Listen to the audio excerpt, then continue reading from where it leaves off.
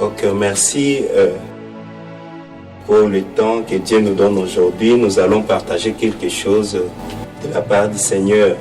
Avant que je lise même la Bible, je remercie mon Père dans la foi, l'apôtre Denis Mangou, ainsi que le maître prophète Joël Francis Tatou et le pasteur Marcelo Tunasi.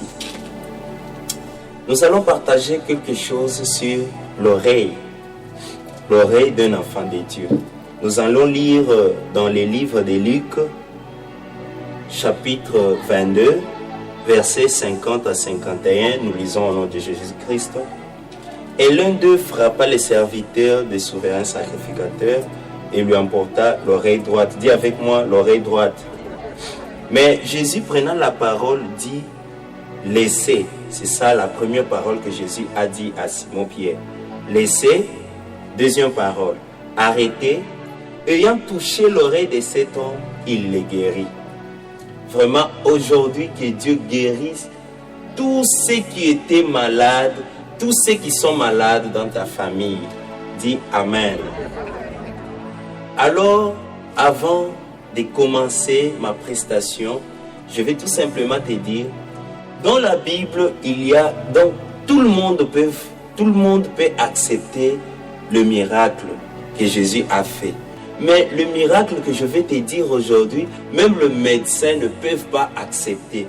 Comment l'oreille qui était tombée sur la terre, Jésus ramasse ça, 1, sans alcool, 2, sans désinfectant, Jésus prend cette oreille-là et la remet à sa place. Dis Amen. Simon-Pierre a pris l'épée et il a emporté l'oreille de Malchus.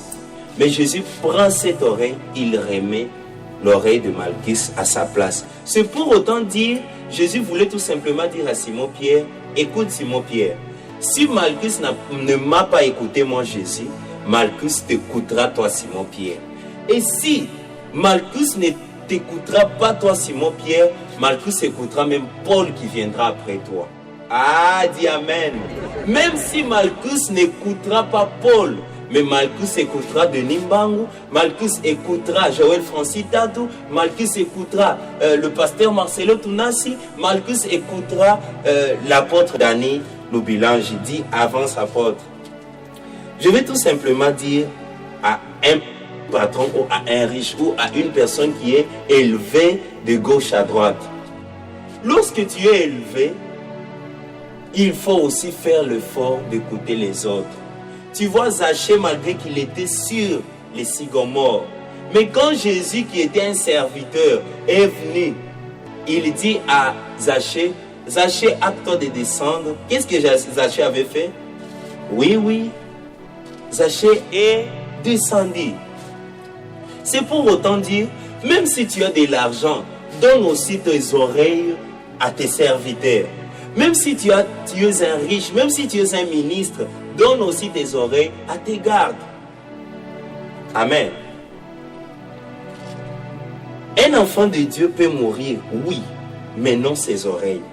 1 Thessaloniciens chapitre 4, verset 16 dit, « Lorsque la trompette sonnera, les morts en Christ entendront et se réveilleront. » C'est pour autant dire, celui qui croit en Jésus-Christ comme Seigneur et Sauveur, même s'il va mourir, mais ses oreilles ne mourront pas. Dis Amen. Pourquoi ses oreilles ne mourront-ils pas?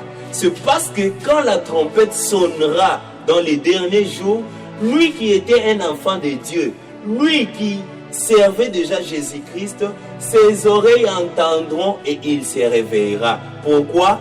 Pour rencontrer son mari, pour rencontrer l'époux, Jésus-Christ de Nazareth. Dis Amen. Par bref, quand Lazare était mort, Jésus vient. Là où Lazare était mis dans les tombeaux, il y avait beaucoup de tombeaux. Mais qu'est-ce que Jésus dit? Jésus se tient devant les tombeaux de Lazare avec beaucoup de chagrin et il crie en disant, Lazare, sors. Et la Bible dit, dans Jean 11, 43, 45, la Bible dit, et Lazare ressuscita.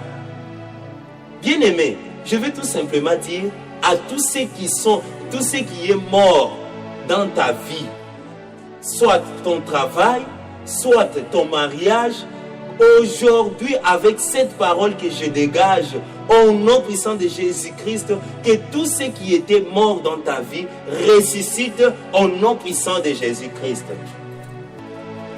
Le deuxième exemple, je prends l'exemple de Tabitha. Ah, vraiment, la parole est bonne. Acte chapitre 9, verset 40. Lorsque Tabitha était morte, Pierre l'a dit, Tabitha, lève-toi, et elle se réveilla. Écoutez, dans l'église, il faut demander que Dieu nous donne l'entendement meilleur de sa parole. Pourquoi Dieu doit nous donner l'entendement meilleur de sa parole? C'est pour que tous ceux qui étaient morts en nous puissent ressusciter au nom puissant de Jésus-Christ.